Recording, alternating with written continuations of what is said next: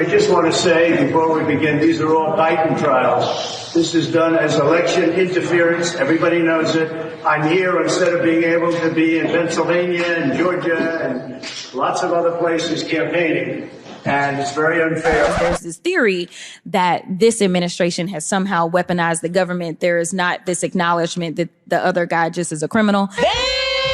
Every time we come into this committee, it seems like maybe once few months, we got to start blaming these government workers for not going to work because they lazy. That's what we hear is that all of our problems in the world are because of telework. If I had a dime for every time we blamed telework, then I may have enough money to pay Trump's legal fees for his 4 criminal indictments. He's already dead. There's one thing that Texas Democrat Jasmine Crockett is going to do is drop some facts while simultaneously throwing shade, which is well deserved, at the former president. There were some questions posed to you specifically about debt. And there seemed to be a concern about the mounting debt. And I am going out on a limb and I am going to ask you if you are aware of how much debt we added under the Trump administration out of curiosity. $8 trillion was added under the Trump administration. And so I think that it is important that we focus on making sure that we're keeping our debt under control. But I think it's also important that we're honest about how that debt is accrued and make sure that we don't continue to make the same mistakes. During a House Oversight Committee hearing on the Office of Management and Budget, certain Republicans noted their concern over the national debt. You know, the thing that they had no problem sending into the stratosphere under the Trump administration, the tune of around $8 trillion. This, of course, was fine when their cult leader was in office, but now it's an issue that has to be addressed. I mean, the truth of the fact is we have to seriously look. This is a man that put us $8 trillion in debt in just 4 years. Think about that. This is a man who praised China's President Xi a dozen times after China gave us COVID.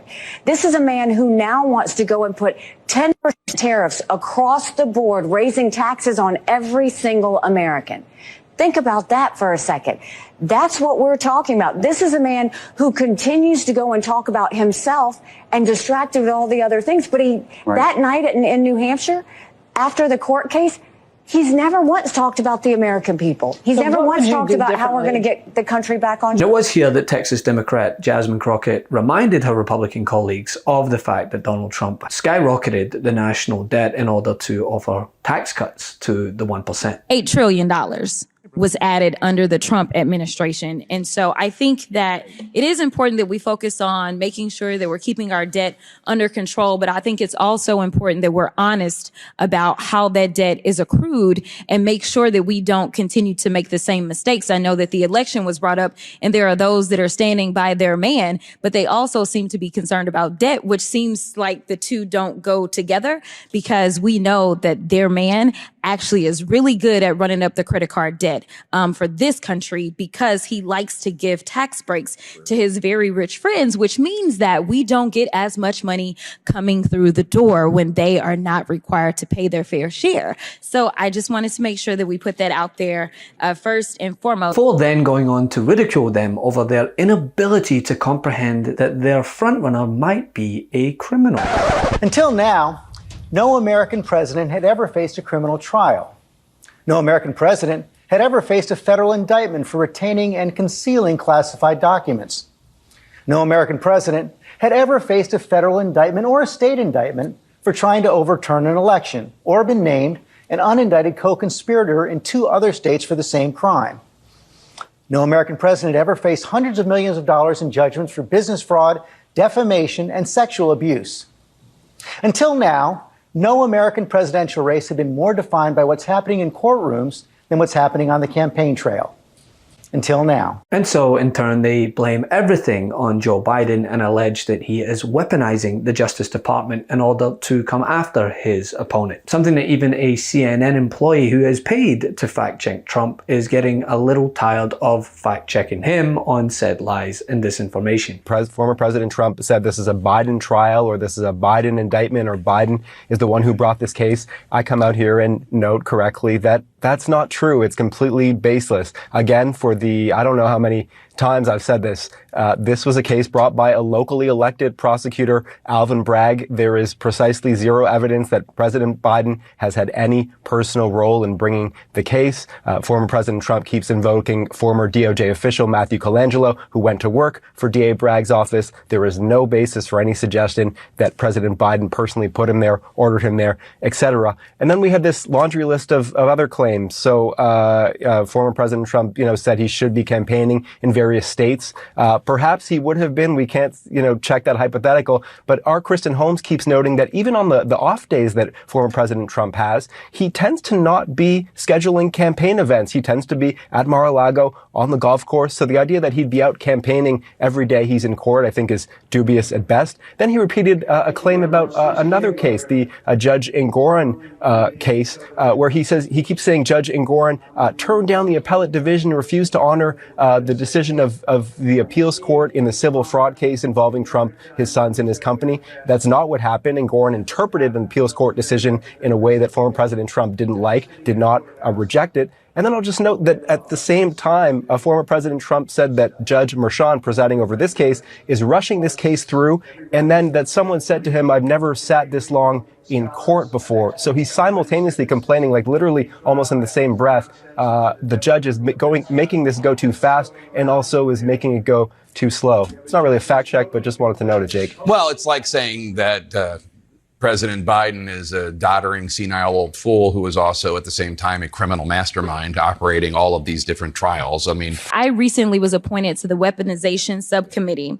And so I'm going to have plenty of long days ahead of me, kind of like what I have here on oversight. But the point of the Weaponization Committee was to have a conversation about the government being weaponized in a way so that people could somehow get some personal gain, because there's this theory that this administration has somehow weaponized the government. There is not this acknowledgement that the other guy just is a criminal, because that's just too hard to believe, even though he currently is sitting in New York facing criminal charges that were not brought by the federal government, but instead by state government. Nevertheless, so when I think about weaponization, I honestly can only think about Trump and his administration and all the work that he did to harm federal employees. So to be clear, Trump's 2020 executive order would have effectively gutted civil service job protections for workers across the federal government. Trump would have created politically charged firings of potentially thousands of federal workers and made these public servants subject to the whims of a political dictator and his posse rather than the adherence of the tenets of our Constitution. So let's be clear. Individuals pursuing public service do so largely because of their belief in government. I'm sure you can make a lot more money if you just decided to go elsewhere in private industry. A lot of us could, honestly.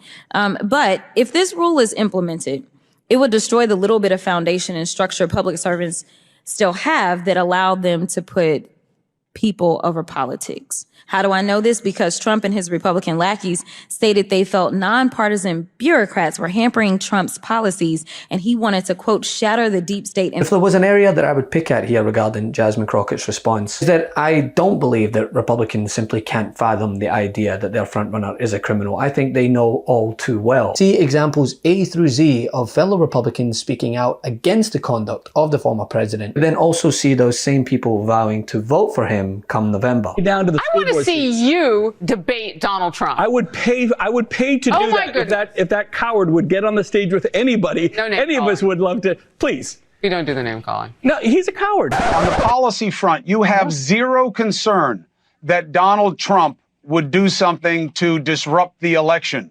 or disrupt any of the institutions that matter as a form of governance if he were to become president again. You have zero concern about that.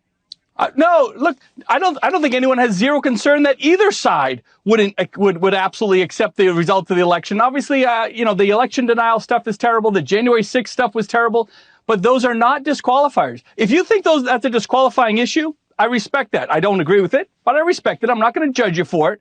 But don't judge us on the other side that say, hey, policies matter. And that right there tells you everything. They have very malleable moral red lines. They know he's a criminal. They just don't care. They knew when supporting him the first time around of the very well documented plethora of sexual misconduct accusations, which was backed up by his own words that he said and was recorded saying, This video I just start kissing them. It's like a magnet. Just kiss. I don't even wait. And when you're a star, they let you do it. You can do anything. Grab them by the you can do anything. That's what you said, correct? Well, historically, that's true with stars. It's true with stars that they can grab women by the Well, that's what it's. If you look over the last million years, I guess that's been largely true. Not always, but largely true. Unfortunately or fortunately. And you consider yourself to be a star? I think you can say that, yeah. But still, they didn't care. And now, despite the fact that he has been found liable of sexual assault and paid out millions as a result, they still don't care. They knew of his very well documented past of discrimination regarding tenants in his buildings and the fact that he took out a full page spread in the New York Times to call for the death penalty of young black teens who were wrongfully accused and now exonerated, which he still has not apologized for, by the way. They knew of that when they supported him. They still know of his bigotry. On day one of the Trump presidency, I'm restoring the travel ban, suspending refugee admissions. They just don't care. I think the Republicans can absolutely fathom the idea that their frontrunner is a criminal. It's a future without power that they cannot fathom. So they'll get in line, regardless of the 88 felony counts and however many he will accumulate, I'm sure, in the future. Love this video? Make sure you stay up to date on the latest breaking news and all things Meidas by signing up to the MeidasTouch newsletter at MeidasTouch.com/newsletter.